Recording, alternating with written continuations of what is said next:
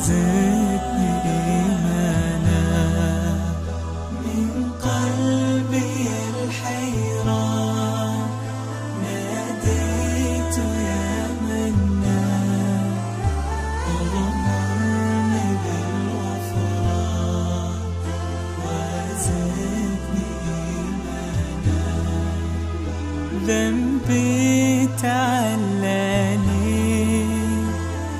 للذل أردني ذنبي تعلاني.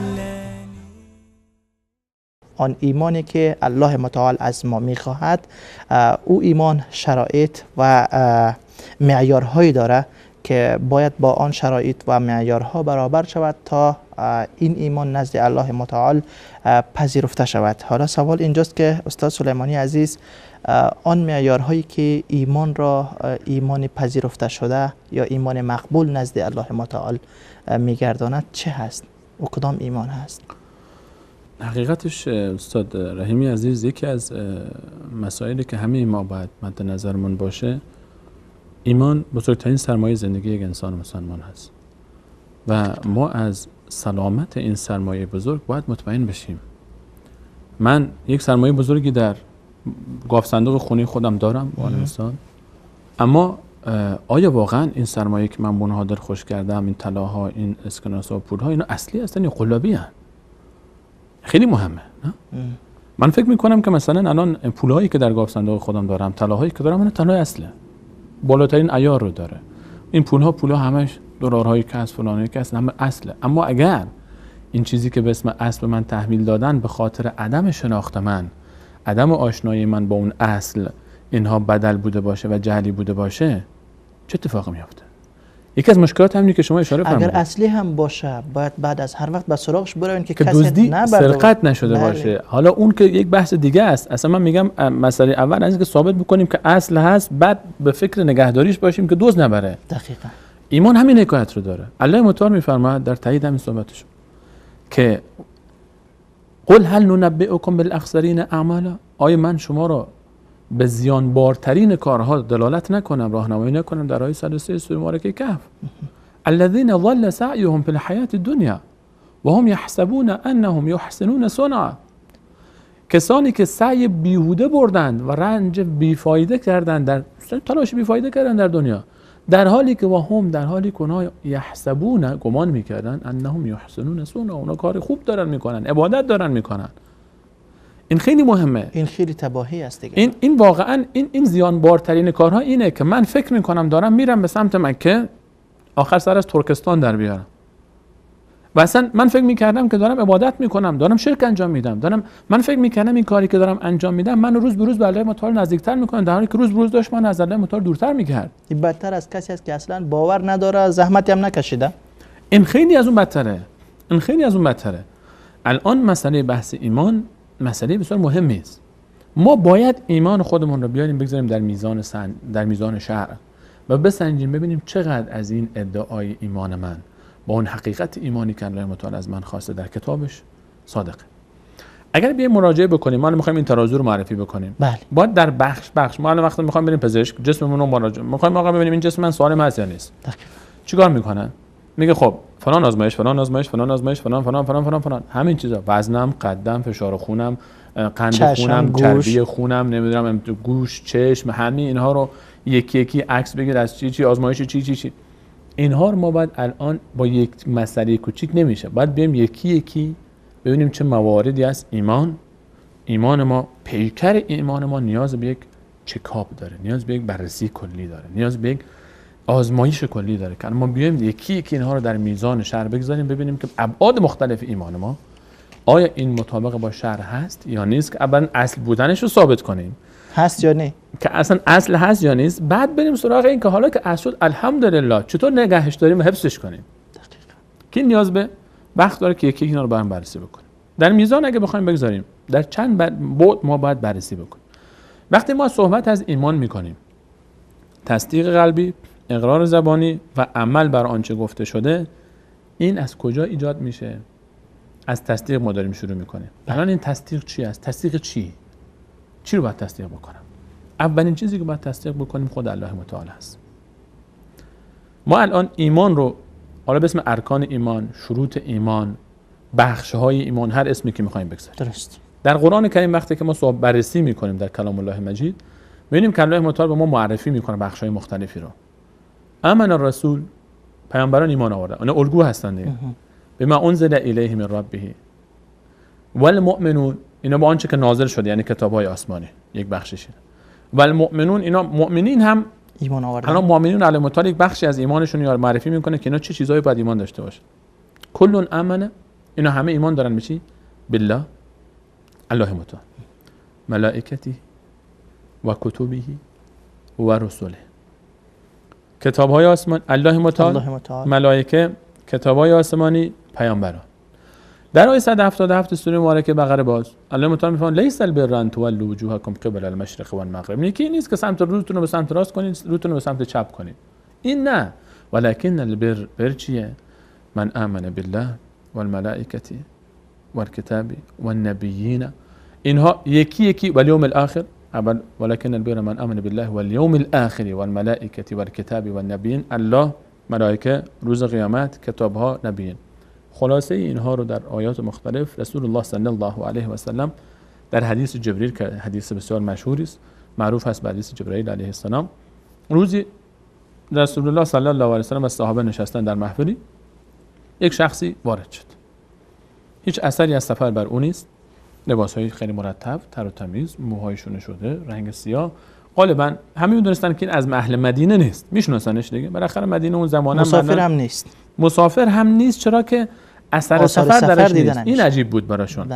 اولا که اهل مدینه نیست، چون برای اولین بار میبیننش همه. دوما اگر از بیرون از مدینه آمده، اون موقع مثلا نبود هواپیما آدم سوار بشه، شست و رفته مرتب پیاده بشه، باز یک ماشین دیگه سوار بشه و همینجوری اتوی لباسش هم خم ببرو نیاره. اسب سوار میشد، شتر سوار میشد، گرد و خاک بود، غبار بود، مسیر از سیما از ظاهرش معلوم بود از سفر اومده. دقیقاً. این شخص هیچ اثری از سفر هم درش نیست. آمد نشست، رسول صلی الله علیه و سلم، این صحابه از همین الان تعجب کردن. اگه اهل مدینه است، خب اینقدر ترتمیز غالبا باید مال این شهر باشه، پس چرا ندیدیمش؟ باید شناخته میشد. بله. اگه اهل مدینه نیست، چرا انقدر ترتمیزه؟ چطور این کی وارد شد که ما ندیدیمش؟ آمد نشست به محضر رسول صلی الله علیه و سلم، زانو به زانوی رسول صلی الله علیه و سلم زده، دو زانو نشسته، اینا باز در تعجبن. این کی که باز مستقیم اومد و رفت پیش رسول صلی الله علیه و سلم نشست و دو زانو اینطوری نشست و با این جرأت و اصلا بدون اینکه بپرسه نپرسید که کی است، مستقیم رفت پیش رسول الله صلی الله علیه و سلم و سوال کرد مال اسلام، ای محمد صلی الله علیه و سلم بگو من اسلام چیه؟ مستقیم داره سوال میکنه. حضرت علیه السلام فرمودن اسلام اینه که بگی شهادت بدی لا اله الا الله، بعد نماز بخونی، روزه بگیری، زکات پرداخت کنی، نماز، زکات، روزه و حج بکنی اگر تونستی. گفت صدقت، راست گفتی. صحابه بیشتر تعجب کردن، خودش میپرسه بعد خودش تایید میکنه. عجیبه، این آدم عجیبی که تا برای اولین بار میبینیم، خودش سوال کرد، بعد که جواب شنید گفت راست گفتی، همینه. دوباره پرسید مل ایمان، ایمان چیه؟ حالا بخش صحبت ما این بخشش است. حالا بحث اسلام و ایمان و تفاوت اسلام و ایمان ان شاء الله با صحبت خواهیم. درست است. ایمان چیه؟ سوال کرد که ایمان چیه؟ رسول الله صلی الله علیه و سلم جواب دادن که ایمان این است. ارکان ایمان رو الان اینجا معرفی میشه.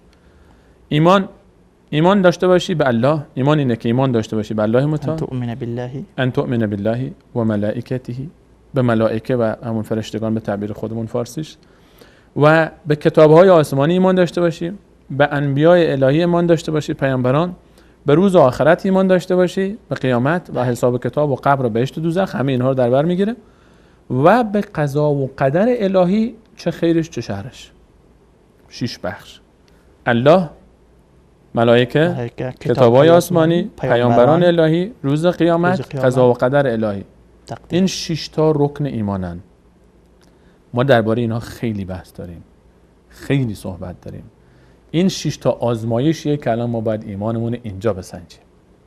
اونی که گفتیم مثل پزشکی 6 چکاپ باید بشه. این چکاپ، این 6 تا یکی یکی باید چکاپ بشه. از این 6 تا مرحله اگر ما سالم رفتیم بیرون، بعد میفهمیم که الحمدلله الان جنسمون اصلیه، ایمانمون اصلیه. الله رسول الله صلی الله علیه و سلم فرمود ایمان به الله تعالی، خود ایمان به الله تعالی دنیاییه برای ما. این که ما بگیم خب خدا هست، این نشد. روش بحث داریم. اینا که ابو جهل هم میگفت. روش بحث داریم. اینو که شیطان هم گفت. روش بحث داریم. خیلی بحث داریم دربارش. ایمان به الله تعالی. چرا منی که به الله تعالی ایمان دارم مثل صحابه نیست ایمان من؟ اون صحابه‌ای که رسول صلی الله علیه و سلم اونا رو تایید کرد، قرآن قبل از رسول الله تایید کرد، فرمود فإن آمنوا بمثل ما آمنتم به فقد اهتدوا. اگر ایمانی به مانند ایمان شما صحابه آوردن هدایت شدن. یا سلام. بقیه انسان‌های روی زمین. اون ایمان چی بود؟ اون ملاک هستی اونه. میزان اصلی ایمان من صحابه است. و اذا قیل لهم آمنوا كما آمن الناس قالوا انؤمن كما آمن السفهاء الا انهم هم السفهاء ولكن لا يعلمون. الان متون میفهمن وقتی که بهشون گفته میشد ایمان مثل بقیه مردم بیارید، یعنی صحابه به منافقین گفتن مثل این دیونا ایمان مثل اینا بیاریم، مثل ابوبکر و عمر و عثمان حیدر بقیه ایمان اینا این دیونا. خدا فرمود خودشون دیوانن، کسانی که ملاک ایمان صحابه است. اما خب صحابه به چی ایمان داشتن؟ این سوال است. صحابی نیزه از کمرش زده میشه، از جلوی شکم نیزه میاد بیرون. تصور کنید سفیر رسول صلی الله علیه و سلم حرام ابن ملحان از پشت نیزه رو میزنن به کمرش مشرکین، این کله نیزه جلوی چشمش با خون و همون تیکه‌ای از بدنش که کشیده میاد بیرون. اینو که میبینه میگه فزت و رب الکعبه، به خدای کعبه قسم که من پرستگار شدم. الله اکبر. علی رضی الله عنه در محراب ایستاده با شمشیر با خنجر به فرق سر مبارکش میزنن. تصورش تن آدمو میلرزونه. تصورش یعنی واقعا بعضی وقتا کلی آدم یه گوشه میخوره میشکنه، آدم جیغش در میاد. با شمشیر بزنن به فرق سر انسان. در این حالت میفرماید فزت و رب الکعبه، به خدای کعبه قسم که رستگار شدم. این چیه؟ این ایمان این من الان خاری به پام میخره، من جیغم در میاد، نمیتونم تحمل کنم مصیبت های دنیا رو، مشکلات رو. منم میگم ایمان دارم به الله، به ملائکه، به رسول، به روز قیامت، به قضا و قدر الهی. منم میگم ایمان دارم، اما کون اثر ایمان. الله تعالی میفهمد اگر ایمان شما مثل اینا بود فقط اهتدوا صحابه فإن آمنوا بمثل ما آمنتم به. صحابه میگه ای صحابه در آیه 137 سوره بقره، اگر بقیه مردم ایمانی مثل شما آوردن من قبول میکنم. فقط اهتدوا، فقط اهتدوا، هدایت شدن. اینا رو من هدایت شده میدونم، اینا راه یافتن مثل شما. الان این ایمان چیه؟ ما باید بدونیم که این ایمان اصلا چی بود اول. این ایمانی که صحابه داشتن چی بود؟ به چی ایمان داشتن؟ بعد چطور این ایمان در زندگیشون تاثیر گذاشت؟ ما هم ظاهرا اون چیزایی که رسول الله صلی الله علیه و سلم در این روایت مشهور ذکر شده، روایت جبرئیل، ایمان بالله، به ملائکه، کتاب‌های آسمانی، پیامبران، روز قیامت، قضا و قدر، ما هم ظاهرا ایمان داریم.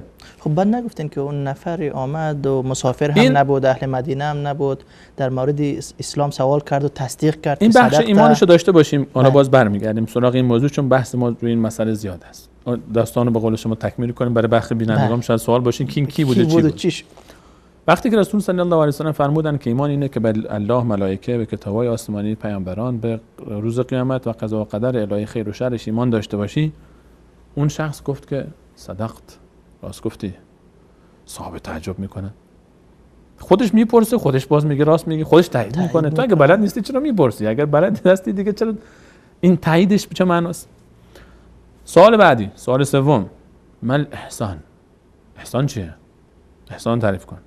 حضرت علیه السلام فرمود ان تعبد الله کانک تراه. این چیز جدیدی باشه برای اصحاب رسول الله هم. الان اسلام داریم، ایمان داریم در این روایت و احسان داریم.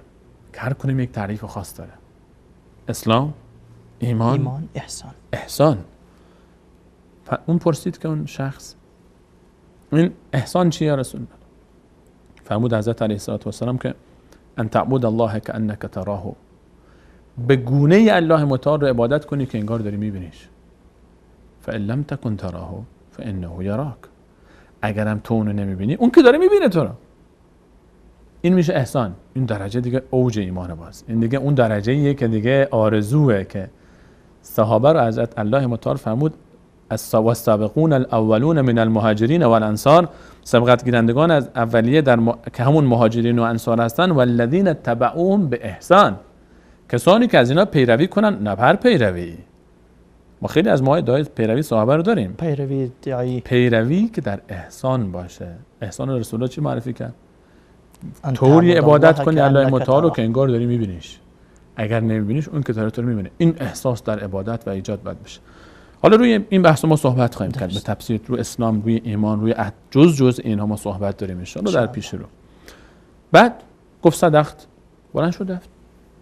صحابه تعجب کردن، یا رسول الله، هم موندن. حالا حضرت منتظرن تا از به خاطر ادب و احترامی که به رسول صلی الله علیه و سلم دارن که بلند شد رفت بیرون. بعد حضرت فرمود که شناختید کی بود؟ گفتن نه یا رسول الله، الله و رسوله اعلم. نشناختیم. فرمود انه جبریل، این جبرائیل علیه السلام بود، اومده بود که یعلمکم دینکم. الله اکبر. اومده بود که شما رو، دین شما رو به شما یاد بده. یعلمکم دینکم. اومده بود به شما معنای اسلام و ایمان و احسان رو یاد بده. و جبرائیل علیه السلام تا صحابه شنیدن جبرائیل علیه السلام خب عظیمترین فرشته الله متعال هست، سردار و سرور ماست، نور چشم ماست، تاج سر ماست. هر کسی آرزوی دیدن این نازنین رو داره و الله متعال از الله متعال خواهانیم که یک روز ان شاء الله نصیب بکنه که ما الله متعال رسول الله خود الله متعال رو ببینیم و رسول الله صلی الله علیه و سلم و جبرائیل علیه السلام و تمام انبیا و ملائکه الله متعال رو. صحابه بیرون شدن بودو کالا برن ببینن یک دستی بهش بدن، سلامی باش بکنن، تا رفتن دیدن غیب شد، دیگه نیست. در این حدیث که به اسم حدیث جبریل معروف هست در بین علم تفسیر و محدثین و به روایت‌های مختلف، سندهای مختلف ذکر شده، اینجا ایمان رو رسول الله صلی الله علیه و سلم برای ما و شما معرفی کرد. ما الان باید بیایم و بسنجیم که ایمان ما وقتی که ما صحبت از ایمان میکنیم در تک تک این بخش‌ها، ایمان به الله متعال، آیا ایمان من به الله متعال، من میگم الله متعال قبول دارم، من میگم که الله متعال هست، من میگم که الله هست، شیطان هم میگفت الله هست، ابو جهل هم میگفت الله هست. اینا رو قرآن میفهمد. بالکل. فرق من با شیطان و ابو جهل در چیست؟ در ادعای وجود الله متعال در چیه؟ هر سه ما در این که الله متعال هست، الله هست، قبول داریم که الله به عنوان خالق آسمان نه تنها هست، خالق آسمان زمین هم خودشه. فقط حالا اون کسانی که در داخل پرانتز غیر از الله متعال هم در آسمان و زمین، خلقت آسمان و زمین شریک میدانن، که اون که به جای خود که حالا ابو جهل که میفرماید الله متعال که اگر ازش بپرسی من خلق السماوات و الارض لیقولون الله، قطعا، حتما، یقینا. لیقولون سه تا تاکید داره این حرف. حتما و قطعا و یقینا خواهند گفت فقط اللهه که خالق آسمان و زمین، هیچ کس دیگری. من الله رو شناختم یعنی چی؟ آیا من فقط به این اسم و این ادعا که میگم خب خدا هست، یک کسی هست که آسمان و زمین رو خلق کرده، خلاص تموم شد، حق مطلب ایمان به الله ادا شد، من در این رکن اول بحث ایمان که اعتقاد به الله تعالی است، آیا من در این تموم شده که حتما قبول کردم و ایمان من درست شد یا نه؟ نیاز به موارد بیشتری است. این مورد رو ما باید بررسی بکنیم. ما در ایمان به الله تعالی، ایمان به الله تعالی اول خود وجود الله متعال، اثبات وجود الله متعال. آیا من به عنوان یک مسلمان که معتقد به وجود الله متعال هستم، اگر کسی آمد که اعتقاد نداره به وجود الله متعال، اصلا به الله متعال اعتقاد نداره، یک غیر مؤمن، یک کسی که من اونو میگم کافر، خب گفت توی مسلمان، بچه مسلمان، همین کسی که شما به عنوان خالق الله معرفی میکنی برای من ثابتش کن، من میتونم ثابت کنم براش. آیا من خود الله متعال با تک تک سلوله های بدنم احساس کردم وجودش رو که بتونم این رو معرفی کنم به کسی دیگری؟ آیا من الله متعال رو اونگونی که شایسته شناختش هست شناختم؟ الله متعال گله داره از بندگانش. و ما قدر الله حق قدره، الله رو اونگونی که باید بشناسن نشناختنش. ما در بحث شناخت الله متعال خیلی کم کاری کردیم، ما خیلی بیمهری کردیم. یک واقعیته، ما درباره الله متعال ما فقط قبول داریم که بله الله متعال هست، خالق آسمان ها و زمین است. خب در خود وجود الله متعال، الله متعال در قرآن وقتی خودش رو ثابت میکنه برای ما، وجود خودش رو اول چی معرفی میکنه برای من؟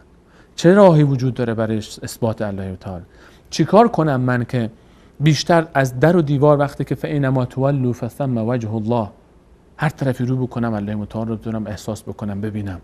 این احساس چطور در وجود خودم بیارم که در لحظه لحظه زندگی من الله متعال باشه؟ این الله متعال رو که من شناختم، صفات الله متعال، قدرت الله متعال، اسمهای الله متعال، این عظمت الله متعال رو چطور باید درک بکنم، چطور باید بشناسم، رابطه الله متعال با بندگانش، حیطه اختیارات بندگان در برابر الله متعال، موجوداتی که الله متعال خلق کرده، حیطه اختیارات همه اینها، آنچه که خاص الله متعال و حق ندارم به دیگران نسبت بدم، آیا اینا رو شناختم یا نشناختم؟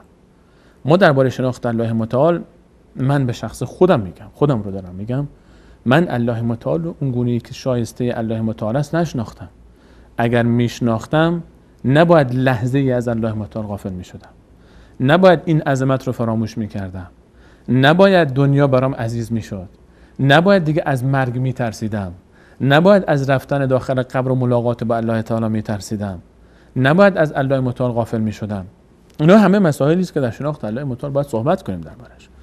آیا من درباره ایمان به ملائکه، وقتی که میگن ملائکه هست، اصلا میدونم ملائکه چی هستن، چه موجوداتی هستن، چی کار میکنن، وظیفه‌شون چیه، نقش اینا در زندگی من چی هستن؟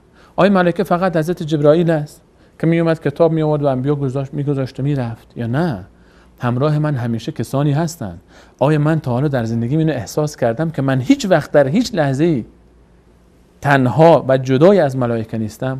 اون معیت الله متعال به جای خودش، اون که الله متعال بر من همیشه حاضر و ناظر به جای خودش، آیا من اینو در زندگی احساس کردم؟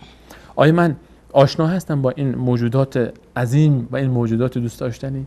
چه نقشی در زندگی من دارن؟ ایمان به ملائکه چه تأثیری در زندگی من داره؟ آیا من ایمان به کتاب آسمانی وقتی که صحبت میکنم، ایمان من نسبت به این کتاب ها چیه؟ وقتی که من نسبت به قرآن صحبت میکنم، قرآن یک کتاب تحریف شده میدونم، دستکاری شده میدونم، یا نه اصلا این کارم نمیکنم؟ قرآن رو قبول دارم اما تا حالا نخوندم، ترجمه فارسیش هم نخوندم، معانیش هم نفهمیدم. آیا این ادعای من نسبت به ایمان به کتاب آسمانی قبوله؟ وقتی که من انبیا رو معرفی میکنم، چقدر از انبیا رو شناختم؟ چند تاشون میدونم؟ وقتی قیامت رو صحبت میکنم، چقدر مرگ و قیامت در زندگی من تاثیر داره؟ قضا و قدر الهی اصلا چی هست؟